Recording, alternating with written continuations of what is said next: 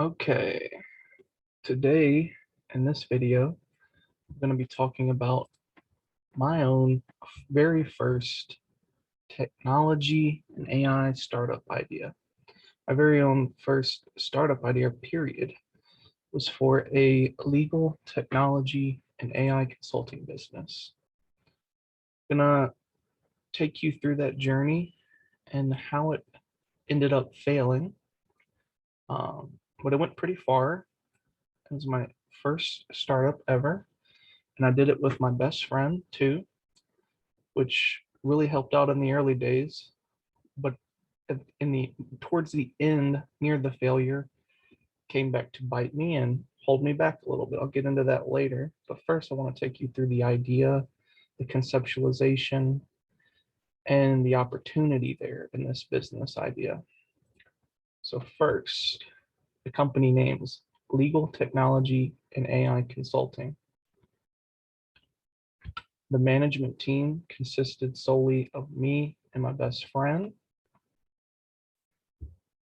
Now let's talk about the industry it was going to be in. It was going to be within the legal services space, also within the business consulting area as well. So we were going to be consultants, and our customers, we were going to mainly serve law firms.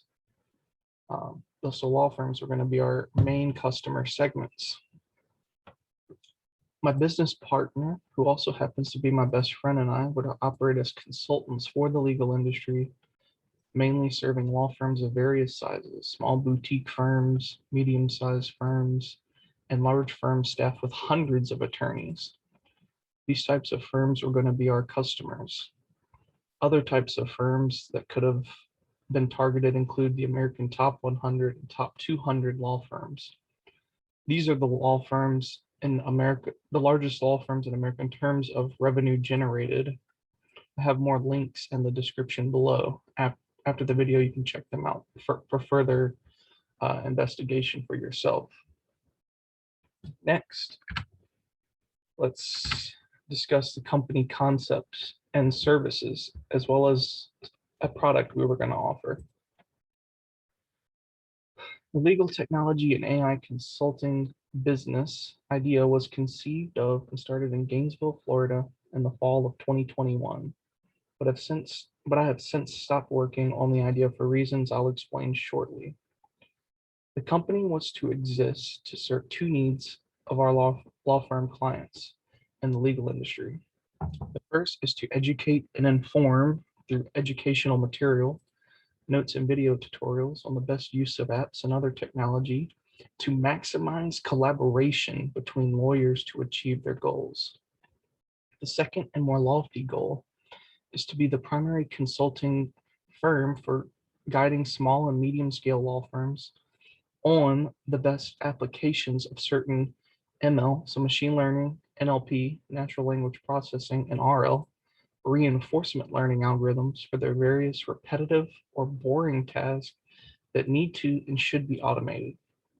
The second goal will be to enable massive cost savings by these law firms over the long run and allow lawyers to work on more sensitive and high risk, high reward tasks and use the ML, NLP, or RL for the low risk, low reward task where appropriate. The company was going to guide our client law firms through the process of discovering for themselves what ML, NLP, or RL algorithmic opportunities are available depending on the client's regular, painful jobs and tasks. Furthermore, the collaborative apps such as Slack, Zoom, Overleaf, Doodlepoll, and other apps were going to be taught to our clients through the purchase of individual courses for certain attorneys, or a course material would have been purchased at a discounted rate when bought for a whole team of lawyers within the law firm. Through our educational and informative notes, as well as through our recorded courses, the lawyers will be trained with how to utilize all of the best features in these collaborative apps and to maximize the collaboration among the attorneys themselves. The most common use cases as well as special uses will be taught using examples that relate to the work the lawyers would be performing to better tailor the course examples to the day-to-day work The lawyers would perform themselves at their various law firms, consistent with the various practices, such as family law or criminal law, for example. Understanding and using the apps we would teach will reduce friction and eliminate inertia at the lawyer's workplace compared with older ways of collaborating, and furthermore allow for more collaboration from greater distances. That is remote working. All that is needed is a stable internet connection. After receiving our training using the collaborative apps and other technology, the lawyers will increase productivity on various tasks where the lawyers work in teams and ensuring deadlines are met. Scheduling Zoom meetings, participating in the Zoom meetings, and communicating as well as sharing many forms of content relevant to the client's jobs via Slack channels, secret messaging will be explained in plain terms and illustrated through the training course. By taking our courses, law firms can ensure their attorneys are competent and up to date on the latest in technologies to perform their jobs at the highest levels to best serve their own clients by not only being expert in the law, but also being tech savvy. So our second main idea is more on how to identify and use the automation and AI for various use cases at the work and to save them money ultimately. So let's talk a little bit more on our service offerings. One moment, please. Our services are mainly centered around our second thrust of the company.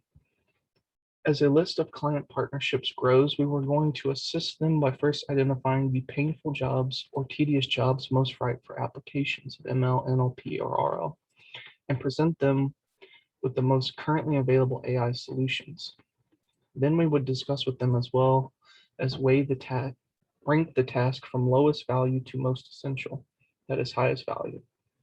Once the client's pain-inducing tasks were ranked from lowest to highest, we would work with them on the highest value task first and evaluate the task in turn from highest to lowest value, presenting the best solutions for each until the time for our visit had expired. Upon leaving our consulting session, we would write a report detailing all of the tasks identified, as well as the most promising ML, NLP, or RL solutions for the various tasks we had compiled, and provide it to the client law firm a few days after the consulting session, up to a week maximum wait time. We would provide daily consulting sessions valued at $500, a rough estimate, for the whole day during a one-day consulting session, or $1,000 for a full 3-day consulting period for more rapid fire and immersive results. The purchase of the 3-day consulting session would have provided access to both our partners, me and my best friend, working at the firm for the 3 days and engaging with the law firm's partners to identify the most pressing bottlenecks and places they care about for saving costs through the use of our AI solutions and other automation tricks and methodologies. Furthermore, the 3-day purchase would have also included access to the training and educational resources that were developed up to that point and lifetime access. Our product, one that I was imagining, was a monthly newsletter. It's also going to be planned and to be started by our consulting agency. Still think this could be started by someone who has competency and passion in the machine learning and law spaces that addresses and discusses the latest trends in AI applied to the profession of law. Annual subscription would have been priced at 99 cents a month for the newsletter for a year-round subscription, and a higher tier subscription of $10 a month for access to the latest information on how AI is being applied to the legal profession, and also include breaking news reports we would issue on the topic as new developments arise. The monthly newsletter may be purchased and viewed online without a subscription at a flat rate of $3 per newsletter or $1 per breaking article. All of the breaking articles would be included for free for the higher tier subscribed members to the newsletter. Next, I'm going to talk about the entry and growth strategy. In the first year, I was planning to enter as many business idea competitions as possible at my home university, the University of Florida. Go Gators! Definitely the big idea competition and any others that are available during the fall, spring, or summer semesters.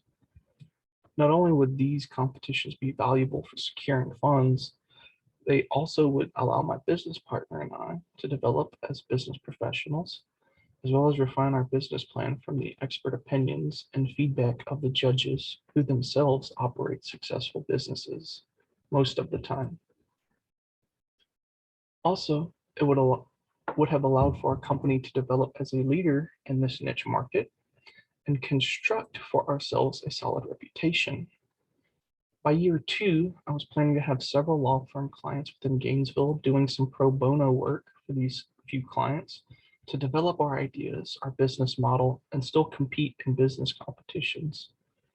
Concurrently, we would be attempting to secure other venture funding and possibly trying to gain entry into UF's incubator to gain access to like-minded entrepreneurs in a climate that is conducive to further growth.